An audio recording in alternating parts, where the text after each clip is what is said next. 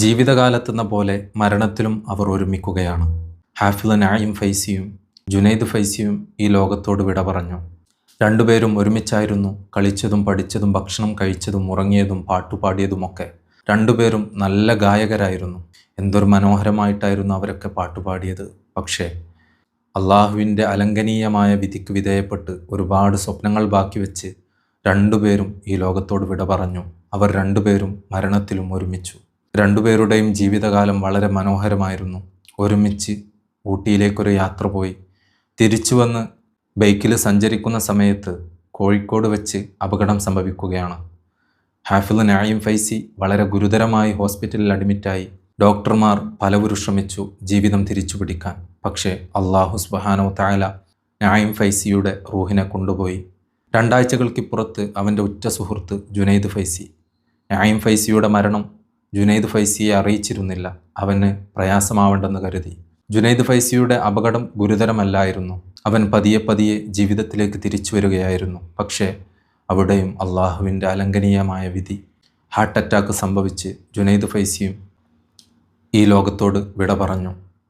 അവർ മരണത്തിലും ഒരുമിക്കുകയാണ്. അല്ലാഹു സുബ്ഹാനഹു തആല അവരുടെ ബർസഖിയായ ജീവിതം സ്വർഗമാക്കി കൊടുത്ത് അനുഗ്രഹിക്കട്ടെ. ജീവിതം എന്ന് പറയുന്നത് ഇത്രയേ ഉള്ളൂ. അവരുടെ മാതാപിതാക്കൾ, കൂട്ടുകുടുംബങ്ങൾ, അവർക്ക് വേണ്ടി നമുക്ക് ആത്മാർത്ഥമായി പ്രാർത്ഥിക്കാം. നഈം ഫൈസിയുടെ വിവാഹം ഏകദേശം ഉറപ്പിച്ചതായിരുന്നു. ഹാഫിളായിരുന്നു, നല്ല പാട്ടുകാരനായിരുന്നു. രണ്ടുപേരും മനോഹരമായി ഗാനങ്ങൾ ആലപിക്കുന്നവരായിരുന്നു. നമുക്ക് അവരുടെ ഗാനങ്ങളൊന്ന് കേട്ടു നോക്കാം. ഓരോരോ വീർപ്പിലെൻ്റെ ആയുസ്സെണ്ണം കുറയും, ഓർക്കുമ്പോൾ മനതാരിൽ ഭയം വന്ന് നിറയും.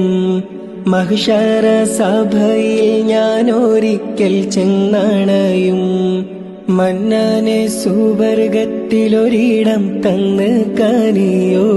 ഇൽമിൻ വെള്ളി വെളിച്ചം കാണിക്ക്, ഇടരാതെ കൽബിൽ ഈമാനൂട്ടി നീ എന്നെ നടത്തിക്ക്.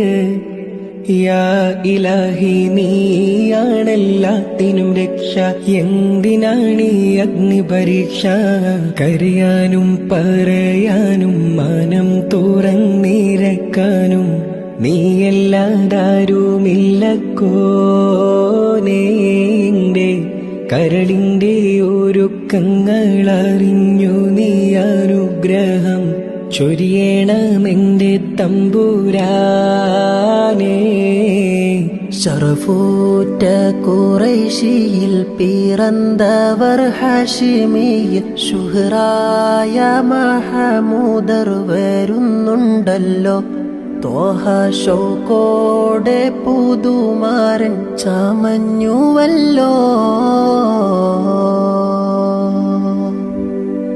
അറബിലും ബദറെ, ആജമിലും ശുഹ്റെ, ആരംഭ തറവാട്ടിലുദിത്തനൂറെ. അറ്റലായ അബൂ ത്വാലിബ് എടുത്ത ഖൈറേ. ഹാഫിള് നഈം ഫൈസി പാടിയിരുന്നത് എപ്പോഴും മരണത്തെപ്പറ്റിയായിരുന്നു. ഹാഫിള് നഈം ഫൈസി മരണത്തിന് കീഴടങ്ങുമ്പോൾ അവൻ അവൻ്റെ സുഹൃത്തായ ജുനൈദ് ഫൈസിയെ കണ്ടിട്ടില്ല. ജുനൈദ് ഫൈസി മരണത്തിന് കീഴടങ്ങുന്നതിന് മുമ്പ് ഹാഫിള് നഈം ഫൈസിയെയും കണ്ടിട്ടില്ല. രണ്ടുപേരും മരണത്തിന് കീഴടങ്ങി. എന്തൊരു വേദനാജനകമായ അവസ്ഥയാണ്. രണ്ടുപേരെയും അല്ലാഹു സുബ്ഹാനഹു തആല പരിശുദ്ധമായ സ്വർഗത്തിൽ പാറിപ്പറക്കുന്ന റൂഹുകളാക്കി മാറ്റിക്കൊടുത്ത് അനുഗ്രഹിക്കട്ടെ. അവരുടെ മാതാപിതാക്കൾ, കൂട്ടുകുടുംബങ്ങൾ, അയൽവാസികൾ, സുഹൃത്തുക്കൾ എല്ലാവർക്കും അല്ലാഹു സുബ്ഹാനഹു തആല ക്ഷമ പ്രദാനം ചെയ്യട്ടെ. നമ്മളെയും അവരെയും ഒക്കെ അല്ലാഹു സുബ്ഹാനഹു തആല അവൻ്റെ സ്വർഗത്തിൽ ഒരുമിച്ച് കൂട്ടി അനുഗ്രഹിക്കട്ടെ.